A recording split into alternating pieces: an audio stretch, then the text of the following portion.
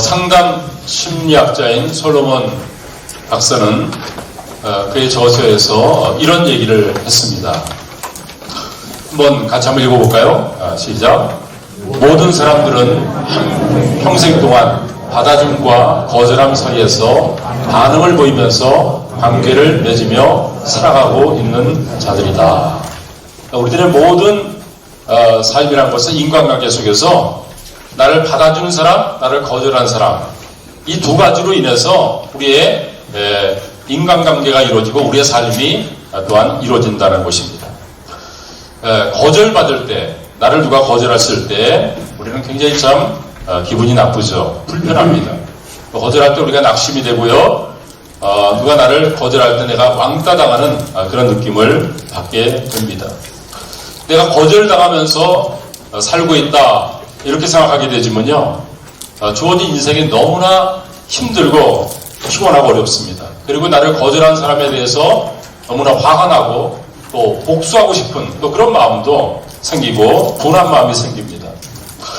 우리 주변 속에서 이루어지고 있는 그런 모든 일들을 보면은 사실상 이 거절받았기 때문에, 받아들이지 않고 거절받았기 때문에 폭력과 그리고 또 여러 가지 받은 상처로 인해 가지고 그것을 사회 속에 또 나타나 보이는 그런 현상들이 다 이 거절 때문에 주어진 것이다 라는 사실입니다.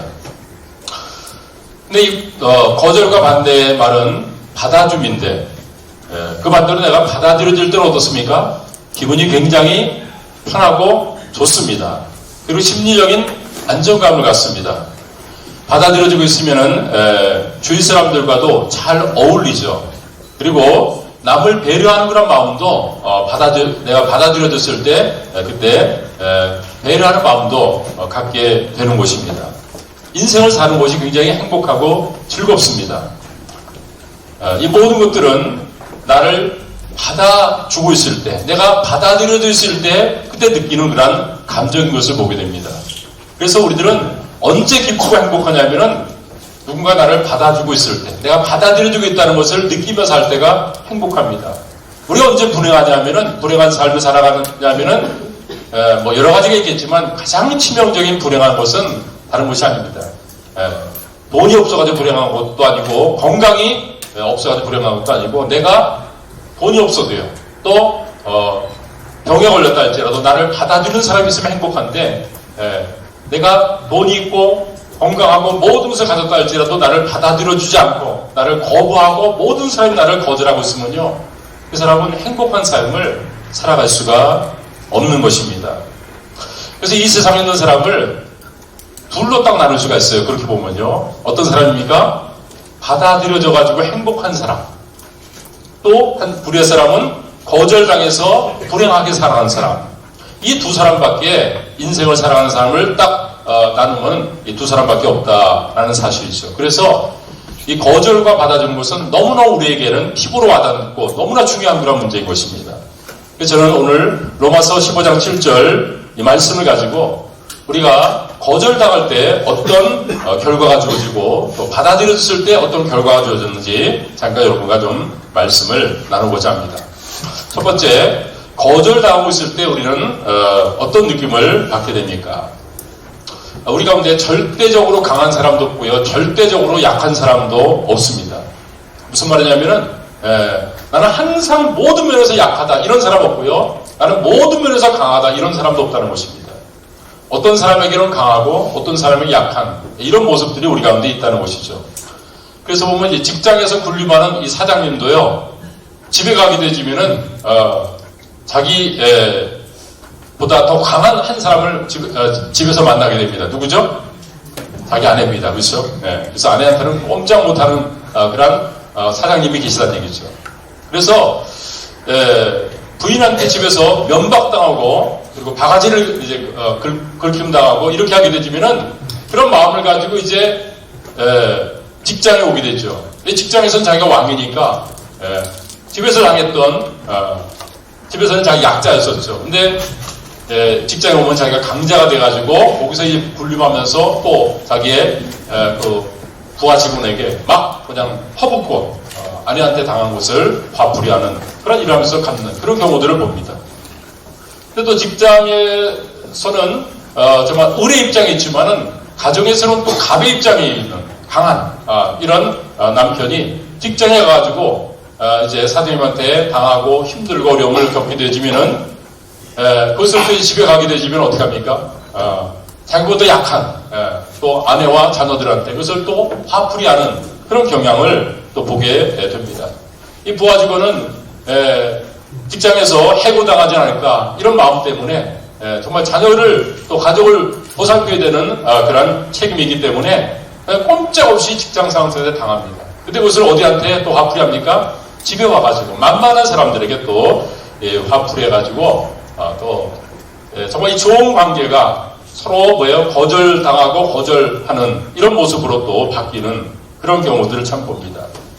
그래서 어떤 사람이든지 내가 거절당하는 그런 느낌을 가지면 이게 나의 느낌으로 끝나지 않고 이게 또 다른 사람에게 또 파장이 있고 영향을 준다는데 문제가 있는 것이죠.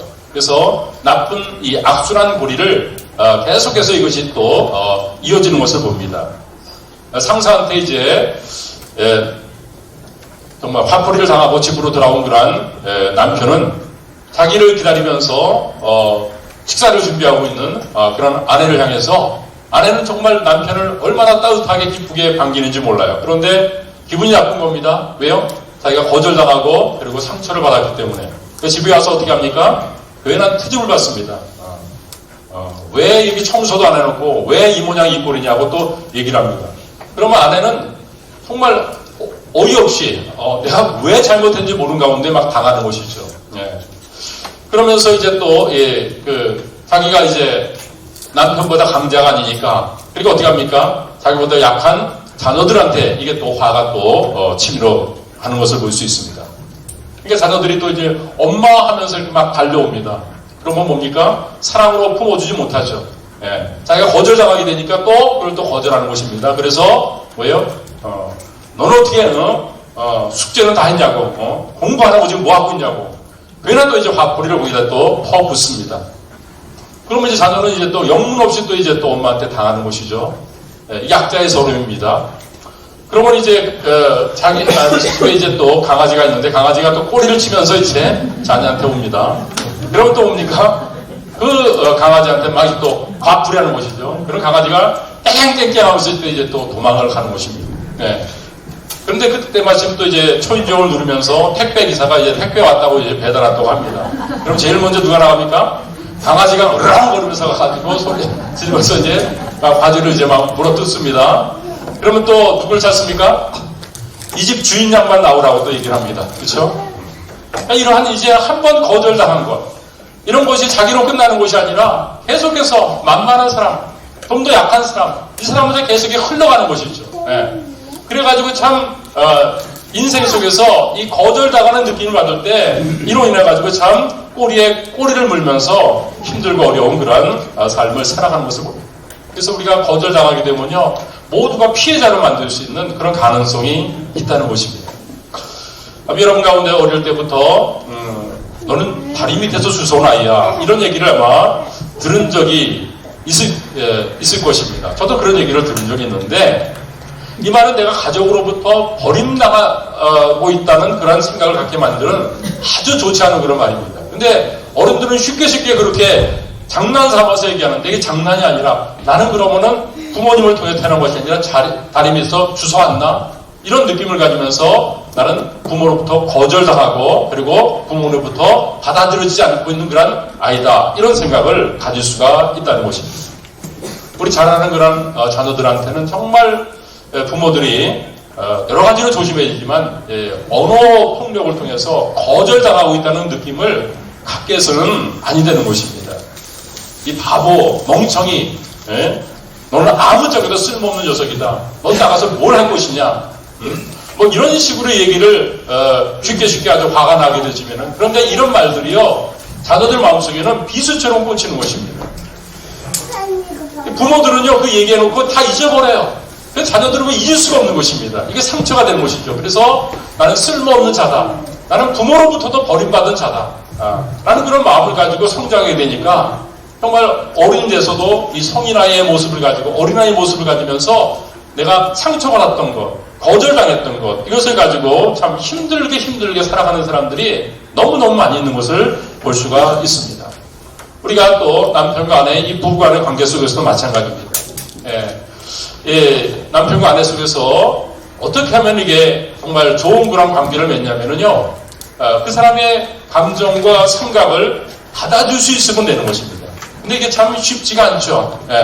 남자와 여자의 생각이 다르고 또 남편과 아내의 또 받아들이는 것들이 참 이게 다른 것을 볼 수 있습니다. 그래서 우리가 받아주는 것보다는 거절하고 그리고 그 사람에 대해서 거부하고 써납게 자기의 반대 의견을 막 그냥 거침없이 얘기하고 이런 것들을 참 많이 할 때가 있죠. 그런 부부가 행복한 부부가 될 리가 없습니다. 아무리 멋있는 집에서 살고 그리고 아무리 돈을 많이 벌어다닌다 할지라도 인격적으로 내가 정말 상처를 받고 그리고 인정을 받지 못하게 되지만요, 너무너무 힘든 것을 보게 됩니다. 이 모든 것들이 다 뭐냐면은 우리가 살아가면서 그를 받아들여지지 못하고 거절하고 거부하는 이 일 때문에 주어지게 된다는 것입니다. 여러분 행복하게 주어진 한평생 살고 싶죠? 그렇다면 우리는요, 내 생각대로 그냥 내가 판단 기준이 돼가지고 사는 것이 아니라 상대방을 받아들일 수 있는 이러한 배려하는 그런 마음을 우리가 배우면서 연습하면서 살 때 그때 우리들은 정말 인생을 행복하게 살 줄로 믿습니다.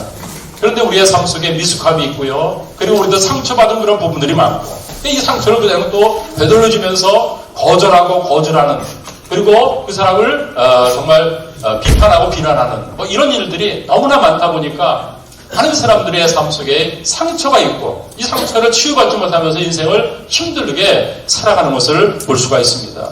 거절당하고 있기 때문에 다 느끼는 그런 감정들이다, 그렇게 생각을 합니다. 그럼 두 번째, 우리들이 받아들이고 있다라는 그런 느낌을 받게 되지면 그때 어떤 일이 나타나게 될까요?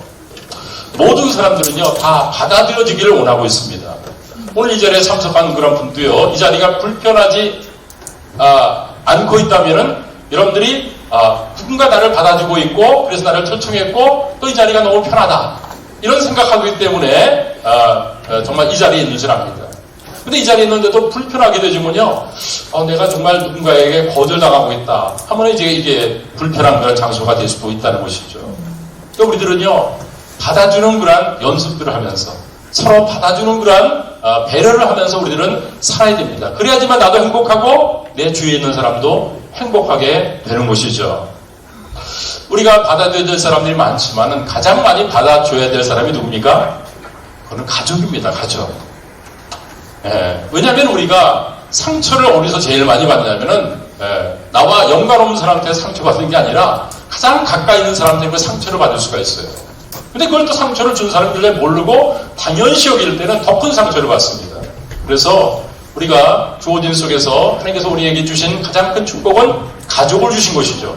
이 가족 속에서 우리가 받아주는 그런 훈련과 연습을 하게 되지만요, 한번 내가 상대방도 행복하게 만들고 또한 상대방이 행복하면 나도 행복하게 될 줄로 믿습니다. 그런데 이 받아줌에 있어가지고 이 받아줌도 두 가지 종류의 받아줌이 있다는 것입니다. 어떤 받아줌이냐면은 첫 번째는 받아주기는 받아주는데 조건적으로 받아주는 받아줌이 있습니다. 이것은 뭐냐면은 다른 사람보다 네가 뛰어나면은 내가 받아주겠다는 것입니다. 다른 사람보다 뭔가 잘하고 있으면은 그 사람을 받아주는 받아줌. 그러니까 다른 사람들 못하게 할 때는 받아줄 리가 없는 것이죠. 이런 받아줌이 우리 주변에 너무나 많습니다.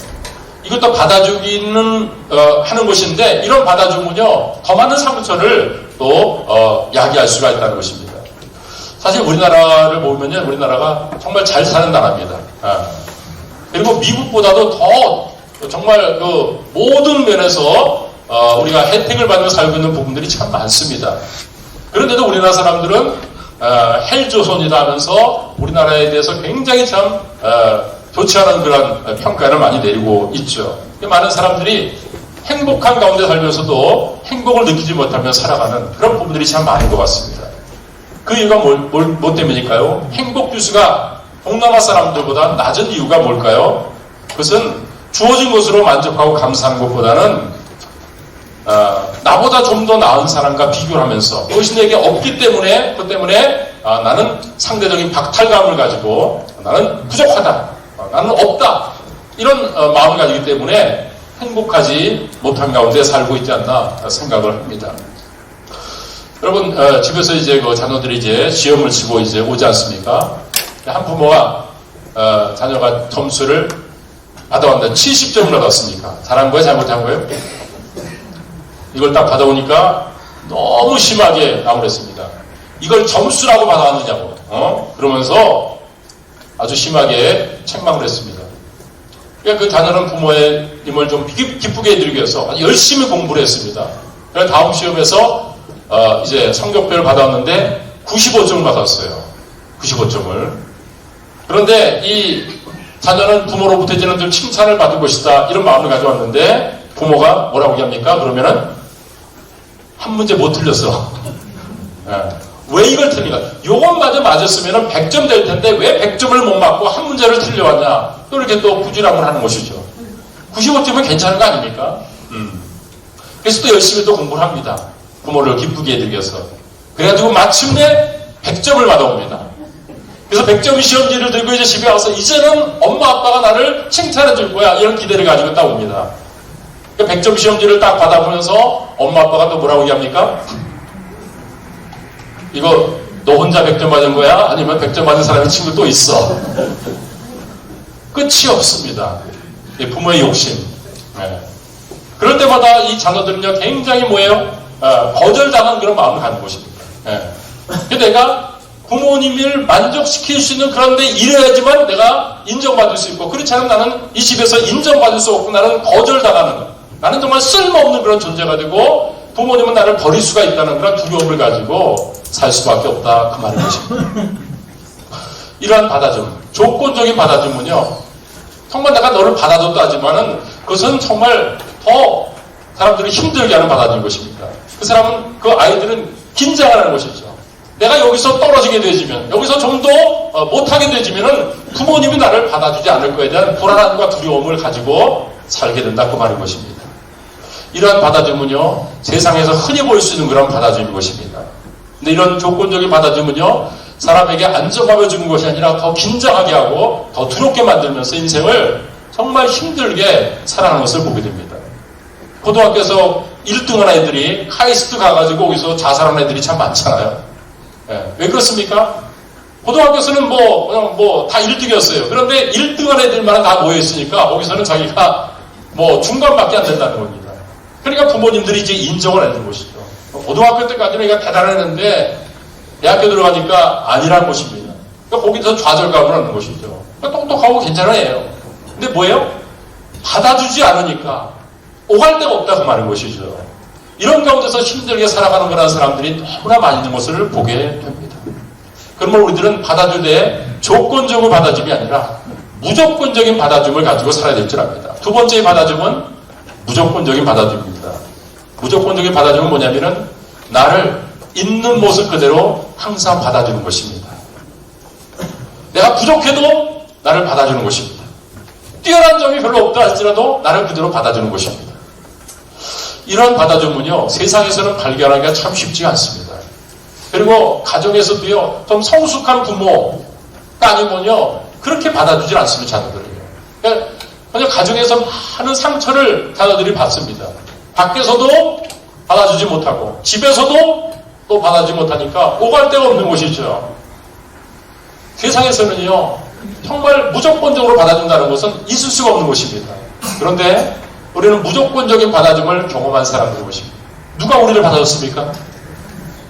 하나님께서 우리를 받아줬습니다.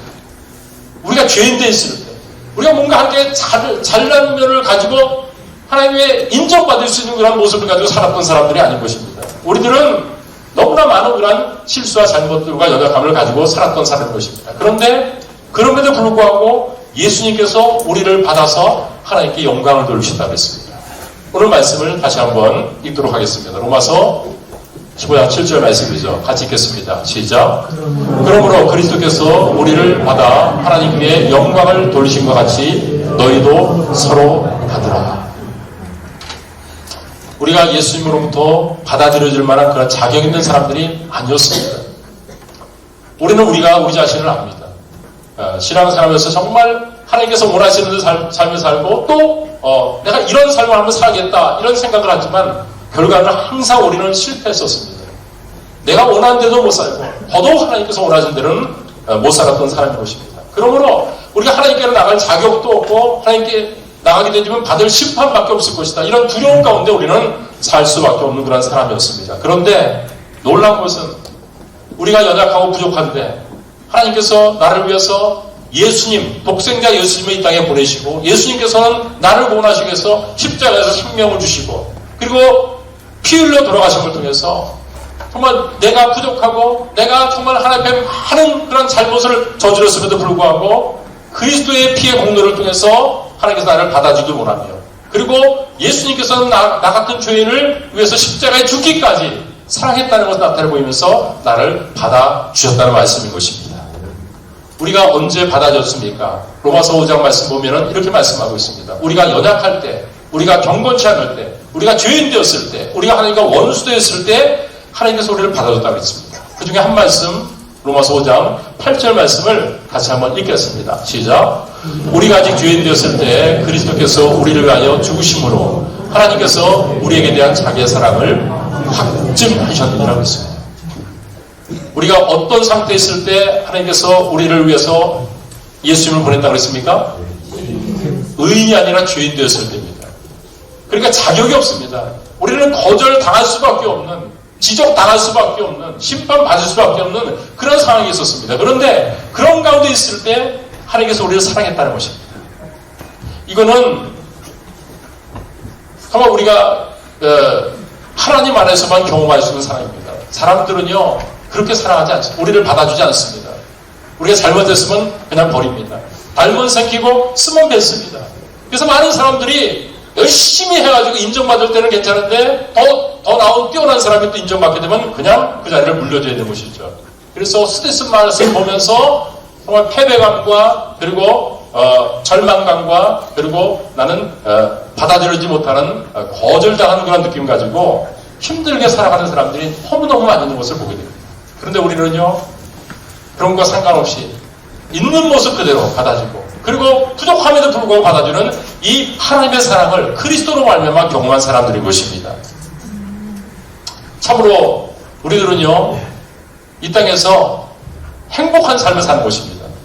조건적인 받아줌이 아니라 무조건적인 받아줌. 부족함에도 불구하고 연약함에도 불구하고 죄인 됐음에도 불구하고 나를 사랑하고 받아준 그 사랑을 경험하고 살아가는 사람들이 저와 여러분인 것입니다. 그러므로 이 사랑을 우리가 경험했기 때문에 그것도 누가 우리를 정말 심판하고 판단할 수 있는 하나님이 우리를 그렇게 받아줬다는 것입니다. 그러므로 우리는 세상에 나가서도요 정말 행복하게 살 수 있습니다. 내가 부족하더라도 나는 하나님에서 받아들여진 사람이야. 하나님께서 나를 인정하시고 그리고 나를 지지하시고 나를 정말 격려하고 계시오. 나를 받아주시고 계시는 하나님과 함께 살아가는 인생 또 그런 축복 가운데 우리들이 삶을 살아가는 그런 삶을 살고 있다는 것을 우리가 생각할 때 우리들은요 주어진 인생 속에서 정말 행복한 삶을 살 수밖에 없는 사람들인 것입니다. 성경 가운데서 예수님이 12제자가 있는데 12제자 가운데서 수제자가 있습니다. 우리가 잘 아는 누구죠? 베드로입니다. 베드로. 근데 성경을 읽어보면요 그 어느 제자보다도 정말 많은 실패와 실수를 했던 사람이 베드로인 것을 보게 됩니다. 함께 와서 깨워서 기도하라 그러면 예 그런다면 뭡니까? 훌꿀 잠을 잡니다. 그렇죠? 예. 그리고 예수님께서 내가 십자가에 달려 죽어야 되겠다. 그렇게 하면은 예수님 그렇게 십자가 죽으면 안 됩니다. 라고 또 그렇게 또 얘기를 합니다. 엉뚱한 그런 얘기들을 참 많이 합니다. 실패한 얘기들을. 우리가 잘 아는 대로 예수님께서 십자가에 달려 죽기 전날 밤에 예수님을 3번씩이나 부인했던 사람이 바로 이 베드로인 것을 볼 수가 있습니다. 그러니까 베드로는 정말 예수님의 제자로서 인정받을 수 있는 그러한 사람이 아닙니다. 너무나 실패를 많이 했고요. 너무나 허물이 많은 그런 사람인 것입니다. 이런 사람은 정말 이런 사람이 어떻게 예수님의 제자가 될 수 있는가 이렇게 생각합니다. 어떻게 예수님은 우리 이런 사람을 제자로 택했는가? 좀 똑똑하고 정말 아주 모든 면에서 좀 잘 갖춰준 사람을 좀 택하지. 예수님께서는요 베드로를 택했어요. 부족한 사람을 택했습니다. 그런데 이 베드로가 그렇게 많은 허물과 실수와 약점이 있었지만은, 그러나 베드로를 통해서 정말 3,000명이 구원받고 5,000명이 구원받고 하나님의 놀라운 일에 귀하게 쓰임받는 그런 모습으로서 그가 살게 되는 것을 봅니다. 그 이유가 뭐 때문입니까? 부족한 베드로를 예수님께서 있는 모습 그대로 받아주셨기 때문인 것입니다. 사랑하는 여러분, 우리가 정말 이 세상에서 행복한 삶을 살 수 있는 것은 뭐 때문입니까? 세상 사람들은 우리에 대해서 여러 가지로 잣대를 놓고 우리를 인정해 줄 수 없다고 그러고, 또 우리를 무시할 수 있고, 또 거기서 우리들이 낙담될 수 있고 거절당할 수가 있지만, 우리가 하나님 안에서는요 정말 100% 받아들여진 바 된 그런 존재들인 것입니다. 이 사실을 우리가 가지고 살기 때문에 정말 우리는 너무나 기초가 단단하고 튼튼한 것입니다. 하나님이 나를 받아주고 있다. 그러니까 얼마나 행복한 삶을 살 수 있습니까? 우리 교회 속에서도 정말 우리가 하나님께서 우리를 서로 받아주신, 하나님 보실 때 우리는 귀한 존재들이기 때문에 우리가 서로 교제할 때도 정말 우리의 가지고 있는 가방끈이라든지 또 교육정도라든지 또 그가 가지고 있는 그런 또 사회적인 배경이라든지 지위라든지 이것 가지고 그 사람을 판단하지 말고 하나님에 의해서 받아들여진 귀한 존재라는 것을 기억하면서 있는 모습 그대로 서로를 받아줄 수 있는 그런 교회 공동체가 되시기를 바랍니다. 말씀드린 대로 이 세상에는요 자기에게 이익이 되면 받아주고 이익이 안 되면 그냥 내쳐버리는 것을 볼 수 있습니다. 이게 세상의 사고방식이죠. 거기서 우리들도 피해자가 되고 어떨 때는 가해자가 되기도 합니다.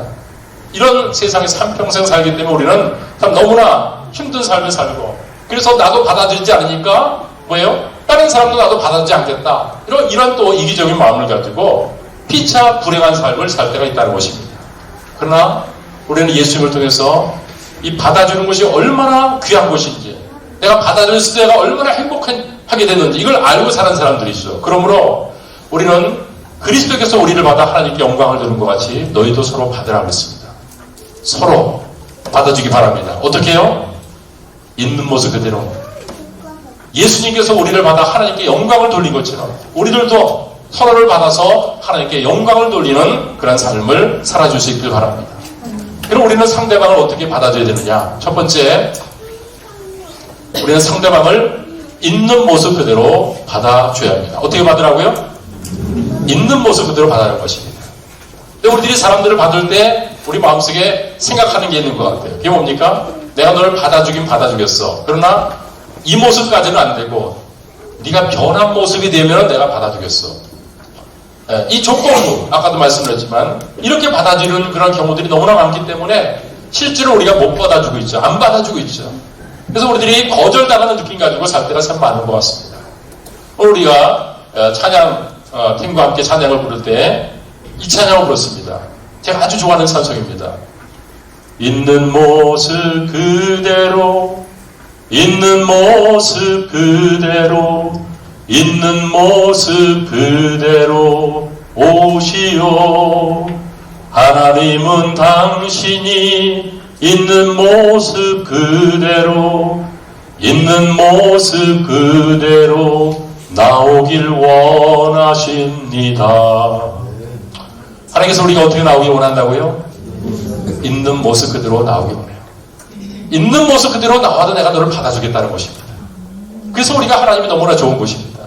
우리 신앙생활이 가능한 것은 네가 이런 단계, 이런 수준까지 이르러야지만 내가 너를 받아주지 지금 이 모습까지 너를 받아줄 수 없다 하고는요, 우리는 이 자리에 예배 드릴 수 있는 사람 아무도 없고 하나님을 섬길 수 있는 사람 아무도 없습니다. 그럼 우리가 행복하게 신앙생활하는 것은 뭐예요? 하나님께서 우리를 받아주시는데 어떻게 받아주세요?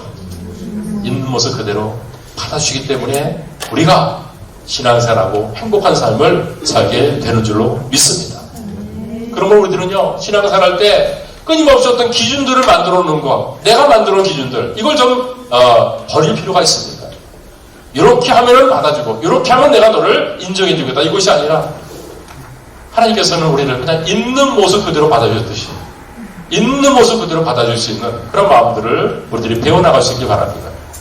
미국에서 한인교회를 잘하고 있는 김민기 목사님이라는 분이 그 교회에서는요, 하나의 그 구표가 있어요. 그게 뭐냐면은 한번 따라서 해볼까요? 잘하면 박수. 잘못하면 더 박수. 예. 잘하면은 박수를 쳐준다는 것입니다. 근데 잘못하면 우리 어떻게 해요? 지적질을 하죠. 근데 그 교회에서는 잘하면 박수, 잘못하면 더 박수. 이게 그 교회 문화가 돼 있는 거예요. 예. 참 놀랍지 않습니까? 근데 사실상 잘하면은 박수 쳐야죠. 격려받아야 되죠. 근데 잘못하면 어떻게 됩니까? 그럼 얼마나 낙심하고 상심하고 마음에 힘들겠어요. 그렇죠? 그러니까 더 박수를 쳐줘가지고 그를 더 격려해줘야지만 그가 잘할 거 아닙니까? 아멘? 근데 우리들은 어떻게 합니까? 잘하는 사람에게는 박수를 쳐주고요. 잘못하는 사람에게는 계속 지적을 하니까, 그러니까 뭐예요? 조건적인 거절, 이제 그 받아줌 속에서 거절감을 가지고 살 때가 참 많다는 것입니다. 자, 우리가 실수했을 때 주눅 들지 않도록 정말 잘못했을 때도 우리가 더 박수를 보내면서 격려해 줄 수 있는 하나님을 닮고 또 우리가 그리스도인으로서 그런 삶을 살아갈 수 있길 바랍니다. 여러분, 탁구 시합을 합니다. 밥값 내기를 했습니다. 그러면은 누가 밥을 사야 됩니까? 진 사람, 이긴 사람. 진 사람이 사야 되죠. 근데요, 진 사람이 사야 뭐냐? 그건 더 마음에 좀 기분이 나쁠 거 아닙니까? 탁구를 해가지고 경기에서 이겼어요. 그럼 이긴 그 기분이 있으니까 그 사람이 밥을 사야죠. 그렇죠? 그게 맞는 것이죠. 근데 우리 진 사람이 밥을 사라는 거예요. 그러니까 진 것도 기분 나쁘고 마음이 좀 불편한데 밥까지 사니까 얼마나 더 마음이 불편하겠어요. 그렇죠? 그러니까 우리들의 어떤 그런 이 좀 역발상이라고 있고요. 지금까지 세상에서 해온 방법과는 좀 다른 방법으로 우리 주님을 섬기는 것. 이런 모습이 나타날 때 정말 자존감이 낮은 사람들, 그리고 상처받은 사람들이 이 공동체 속에서 힘을 얻으면서 정말 하나님 안에서 있는 모습 그대로 받아주는 것. 그리고 부족함에도 불구하고 받아주는 것을 배우면서 살게 될 줄로 믿습니다. 우리가 있는 모습 그대로 받아준다는 게 이게 쉬운 일이 아닙니다. 그렇죠? 네. 그러면은 두 번째 우리가 어떻게 받아들여야 되느냐? 두 번째는 상대방이 변할 것을 기대하면서 받아주라는 것입니다. 현재 모습 받아들이기가 힘들고 어렵다면은 이 사람이 변할 것이다. 변했을 때 어떤 모습일까? 이걸 상상하면서 그를 받아주라. 그 말인 것이죠. 말씀드린 대로 예수님께서 시몬 베드로를 만났습니다. 시몬을 만나가지고 그에게 새로운 이름을 지어줬는데 너는 베드로다, 페트로스다 이런 이름을 지었습니다. 그 뜻이 뭐냐면은 반석이란 말이에요. 바위란 말입니다. 이 시몬 베드로는요 든든한 흔들리지 않는 그런 바위란 반석이란 것이 어울리지 않습니다. 항상 뭐냐 그런 흔들리고요 모래알마이 같은 그런 삶을 살았어요. 근데 예수님께서 오자마자 뭐라 했어요? 너는 페트로스, 베드로다, 반석이다 이렇게 인정해 줬습니다. 그런데 정말 이 베드로가 그렇게 부족하고 실수가 많은데 예수님께서 기대한 대로 이름을 지어준 대로 베드로의 모습으로 반석된 모습으로 정말 이 초대교회를 아름답게 세우는 역할을 하면서 살아가는 것을 볼 수가 있습니다. 어때서 그런 일이 벌어집니까? 기대하면서 그를 받아줬기 때문인 것입니다. 그러므로 사랑하는 여러분, 우리가 서로 지금은 연약하고 우리가 상처를 주고받을 수가 있지만 뭘 바라봐요? 하나님 안에서 우리가 소망이 있죠. 조금씩 변할 것이니까. 그러니까 변할 모습을 바라보면서 우리가 서로를 받아줄 수 있기를 바랍니다. 브루스 윌킨스라는 분이 있는데 이분이 이제 그 배우는 자의 7가지 법칙이라는 책을 썼습니다. 거기에 어떤 그 챕터가 있냐면은 기대하는 법칙이라는 그런 챕터가 있는데 거기에 이런 글이 나옵니다. 브루스 윌킨스라는 이분이 이제 대학교의 교수로 처음 이제 부임을 해갔습니다. 부임해 갔는데 거기서 이제 반을 맡겼는데 1반, 2반, 3반을 맡겼습니다. 그래서 그 1, 2, 3반을 내가 이제 잘 가르쳐야 되겠다 이렇게 생각했는데 동료 교수가 윌킨스한테 얘기합니다. 야, 당신이 행운하다는 것입니다. 어떻게 그 반을 맡았냐? 그게 무슨 말인지 몰랐어요. 1, 2, 3반 중에서 2반은 특수반이라는 것입니다. 고등학교에서 우수한 애들만 따로 모아가지고 만든 반이 2반이라는 것입니다. 당신이 한번 이제 가르쳐보면 알겠지만 1반, 3반하고는 다를 것이다. 2반은 정말 특출한 애들만 모였다. 그렇게 얘기했습니다. 저는 이제 기대가 돼가지고 이제 가르쳤습니다. 근데 1반을 가르치고 또 3반을 가르치고 근데 2반에 들어갔는데 역시 동료 교수들이 얘기처럼 그들의 눈총은 아주 또릿또릿하고 그리고 질문들도 굉장히 많이 하고 아주 의욕적이고 너무 아주 익사이팅했습니다. 그리고 이제 시험도 보게 되면 1반, 3반하고는 비교도 안 될 정도로 엄청나게 그들은 논문도 잘 페이퍼도 발표하고 그리고 성적도 너무나 좋았어요. 그래서 한 학기를 보낸 다음에 너무 이제 행복했습니다. 복도에서 이제 총장을 만났습니다. 그 총장이 묻습니다. 윌킨슨 교수, 이번 한 학기 어땠어요? 너무 즐거웠고 해피했습니다. 특별히 1, 2, 3반 중에서 2반 들어갈 때 너무너무 좋았습니다. 라고 했습니다. 그러면서 2반에 대한 칭찬을 너무너무 하는 거예요. 그러니까 이 총장이 그 얘기를 듣다가 이렇게 얘기했습니다. 윌킨슨 교수 뭐 좀 잘못 생각하는 것 같은데 올해부터는 우수반을 따로 모집하지 않고 모든 학생들을 평준화시켜가지고 다 반으로 보냈다네. 그렇게 얘기를 했어요. 이 말 듣고 윌킨슨 교수가 입안이 바짝바짝 마르기 시작했습니다. 그래가지고 서무과에 전화를 했습니다. 그 말이 맞냐고. 예. 우수반이 폐지되고 모두가 평준화되는 게 맞냐고. 맞다는 것입니다. 고민하면서 자기 또 이제 또 집무실로 왔습니다. 집무실을 보니까 성적을 이제 내는데 1반, 2반, 3반이었는데 1반, 2반의 이제 논문은 작은데 2반은 엄청나게 많은 논문이 쌓였습니다. 이렇게 월등한 애들인데 어떻게 이게 평준화됐다고 얘기할 수 있느냐. 그렇죠. 그러면서 그분이 이런 얘기를 한마디 합니다.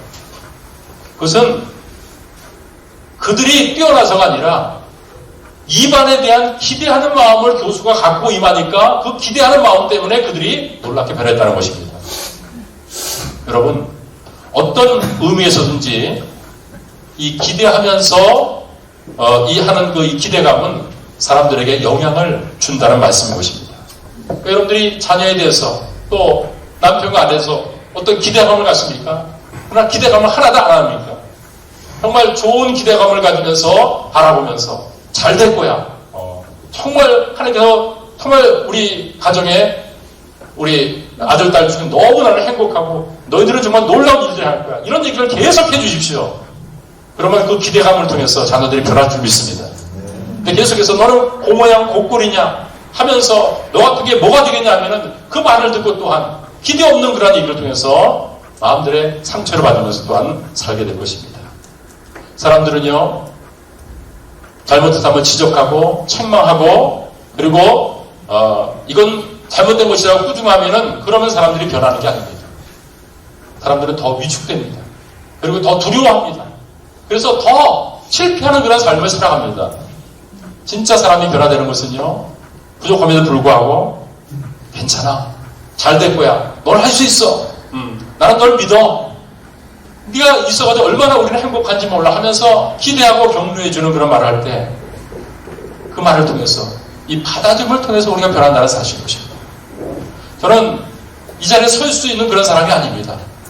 그런데 예수를 만나가지고 구원받아가지고 부족한 나를 받아주시는 그 하나님의 사랑을 경험해서 정말 그 사랑 때문에 이 자리에 섰고 또 부족한 나를 받아주는 많은 사람 이 나를 또한 세워주고 격려해준 그 격려 속에서 제가 이 자리에 섰다고 생각합니다. 이 받아줌을 통해서 그렇게 무식하고 그리고 실패를 많이 했던 베드로도 변했고요. 그리고 부족한 나도 변했습니다. 우리 모두는 받아줌을 통해서 변하는 것입니다. 인생을 행복하게 살기 원하십니까? 행복하게 살 수 있는 방법이 있어요. 오늘 본 말씀 속에서 우리에게 얘기합니다. 그리스도께서 우리를 받아 하나님께 영광을 돌린 것처럼 너희들도 서로 받으라. 예수님께서 우리를 받아준 것처럼 우리들도 서로 받아주고 그리고 그 사람이 변할 것을 기대하면서 서로 받아주는 이 받아줌이 있을 때 그 속에서 우리 주변에 있는 사람들이 나의 받아줌을 통해서 변할 것이며 그들의 받아줌을 통해서 또한 내가 그리스도의 인격을 또 닮아가면서 나도 받아주면서 변하게 될 줄로 믿습니다. 우리는 단 한 번 사는 인생입니다. 행복하게 살아야죠. 세상에서 우리를 거절하고 거부하는 거기서 상처만 우리가 받고 사는 것이 아니라 우리는 그리스도의 공동체에서 정말 받아들여진 가운데서 행복한 삶을 살아가고 있는 사람들인 것입니다. 우리 모두는 예수님의 무조건적인 받아줌을 통해서 구원받고 하나님의 자녀가 됐습니다. 그러므로 이것을 받은 우리로서는 서로 너희들도 받으라는 이 주님의 말씀에 순종하면서 하나님 저도 받으면서 하겠습니다. 목장에서 그리고 특별히 가정에서 서로 받으면서 정말 행복한 그런 삶을 배워나가면서 다른 사람들을 행복하게 해주고 그 속에서 나도 행복하게 되어지는 이 놀라운 받아줌의 놀라운 이 축복들을 경험하며 살기 원합니다. 이런 고백 속에서 주님을 섬겨 나가는 저와 여러분 되시기를 주의 이름으로 축원합니다. 기도하겠습니다.